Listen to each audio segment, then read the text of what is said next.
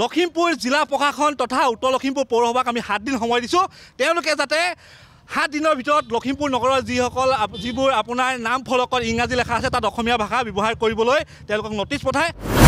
লখিমপুৰৰ সকলো চৰকাৰী বেচৰকাৰী কাৰ্যালয় শিক্ষা অনুষ্ঠান ব্যক্তিগত অনুষ্ঠান দোকান সকলো যিবোৰ নাম ফলকত সম্পূৰ্ণ অসমীয়া ভাষা ব্যৱহাৰ কৰিবলৈ আমি দাবী জনাইছোঁ।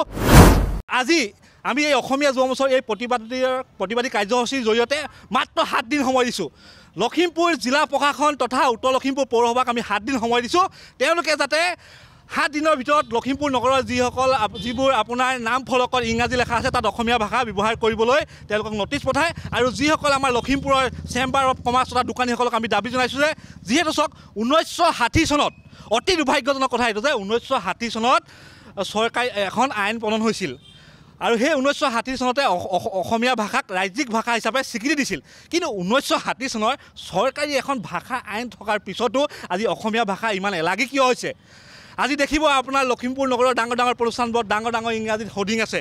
ইয়াক আমি তীব্ৰ বিৰোধিতা কৰিছোঁ আৰু 7 দিনৰ ভিতৰত যদি এইবোৰ অসমীয়াত নাম ফলক নহয় তেতিয়াহ'লে অসমীয়া যুৱ মঞ্চই সকলোতে ক'লা ৰং সানিবলৈ আমি বাধ্য হ'ম। আমি আজি অসমীয়া যুৱ মঞ্চৰ এই প্ৰতিবাদী কাৰ্যসূচীৰ জৰিয়তে লখিমপুৰ জিলা আপোনাৰ আয়ুক্ত মহোদয়া তথা লখিমপুৰ আৰক্ষী অধীক্ষক আৰু লগতে উত্তৰ লখিমপুৰ পৌৰপতি মহোদয়াক আমি এখন স্মাৰক পত্ৰ দিম আৰু তাত লেখা আমি স্পষ্টকৈ লিখিছোঁ যে 7 দিনৰ ভিতৰত সকলোতে অসমীয়া ভাষা ব্যৱহাৰ কৰিবলৈ যদি 7 দিনৰ ভিতৰত যদি কাৰ্যকৰী নহয় তেতিয়াহ'লে আমি অসমীয়া যুৱ মঞ্চই সকলোতে ক'লা ৰং সানিবলৈ আমি বাধ্য হ'ম। লখিমপুৰ নগৰৰ দোকানত নাম ফলকত অসমীয়া ভাষা ব্যৱহাৰ কৰক, দোকানৰ নাম ফলকত অসমীয়া ভাষা ব্যৱহাৰ কৰক। অসমীয়া যুৱ মঞ্চ জিন্দাবাদ, অসমীয়া যুৱ মঞ্চ জিন্দাবাদ।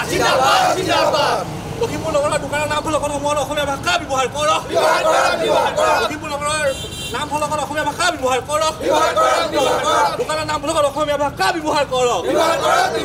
অসমীয়া যুৱ মঞ্চ জিন্দাবাদ, অসমীয়া যুৱ মঞ্চ জিন্দাবাদ।